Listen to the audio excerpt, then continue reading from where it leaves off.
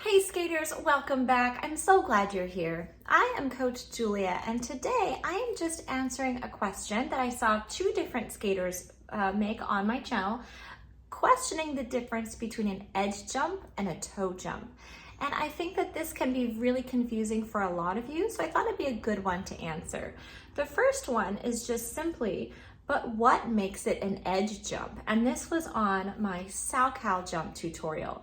So they watched the tutorial and they're like, I don't understand why it's an edge jump. And then the second one, Carmela 2667 says, but SoCal is an edge jump. Why do you push off of your toe pick? So today we're going to be answering what is the difference between an edge jump and a toe jump. In a way, all jumps use your edge and all jumps use your toe. So what makes something an edge jump versus a toe jump? So first off, of the main jumps, you have half of them are edge jumps and half of them are toe jumps. So for your edge jumps, you have SoCal, loop jump, and the axle jump. And then for your toe jumps, you have the toe loop, the flip jump, and the Lutz jump. So you have three of each of the main jumps. There are a number of different fun variations of things. You have the Euler or Euler jump, you have the ballet jump, you have split jumps, all these other fun ones.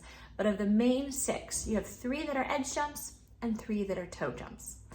So, and all of them are differentiated by what edge they take off of. So for me, as a right-handed counterclockwise rotating skater, my SoCal jump is going to take off of my left back inside edge, and so is my flip jump. They're both taking off of a left back inside edge. Now, my loop jump takes off of a right back outside edge. The toe loop also takes off of a right back outside edge. You have the Lutz, which takes off of a left back outside edge. And you have the axle, which takes off of a left forward outside edge. So all of them use a specific edge, and that is part of what makes them a unique jump. That's part of what makes them that jump, the characteristics of that jump. So if you can imagine you're taking off on a SoCal, you've either done your mohawk on or your three turn. So you've set up and you're on your left back inside edge. You're gliding on that edge, bending, compressing, pressing your energy into the edge, and then you push up to jump. If you jump flat-footed, you're going to end up creating a loop shape on the ice, and then your rotation is on the ice instead of in the air. And then you're end up jumping just from backwards to backwards if we're talking about a single. So if you don't push up through your toe, that toe pick needs to create a lever that pushes you off the ice. And if you don't rise up and create that lever, then you're just going to rotate all the way on the ice and jump from one foot to the other foot backwards. The same thing's going to happen on a loop jump, which is also an edge jump. So you've set up, you're gliding backwards, you're on your right back outside edge, you press down, you compress, you begin your jump. If you jump flat-footed, most of your rotation is going to, or all of your rotation can happen on the ice, and you'll jump from one foot to the other foot without any rotation in the air. So you need that toe pick to give you something to pop off of. So as you're jumping, you press and then you pop up or rise up off of that toe pick, and that gives you a clear takeoff.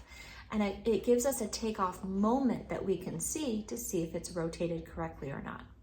Okay, the same thing happens with the axle, which is another edge jump. You're gliding forward, you compress down into your left forward outside edge. If you jump flat-footed, you're practically going to do a 1 foot spin on the ice and then jump to the other foot. If you push off through your toe, it gives you a moment of leverage so you can actually rise up off of the ice. It gives you that extra spring that you need and a moment that we can say, now that was the entrance. That's when they took off of the ice. And your rotation happens in the air rather than on the ice. So any edge jump, if you don't rise up and use your toe pick to spring off of the ice, your rotation will happen down on the ice. Now for a toe jump, you're still going to be on an edge, okay? You're still on a specific edge.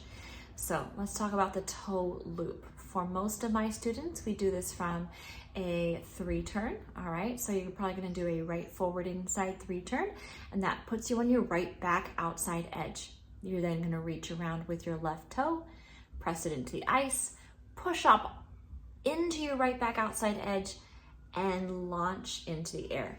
So instead of rising through your skate and pushing off of your toe pick, the other foot has tapped into the ice, and that gives you that same idea of leverage that you can jump off of. So for a toe loop, you've reached around, tapped, your outside edge is gonna push in, and then you spring up, and the toe being in the ice gives you the leverage you need to rise off the ice. All right, so flip jump, the same exact thing. You're going in, usually my students do it from a left forward outside 3-turn. This puts you onto your left back inside edge.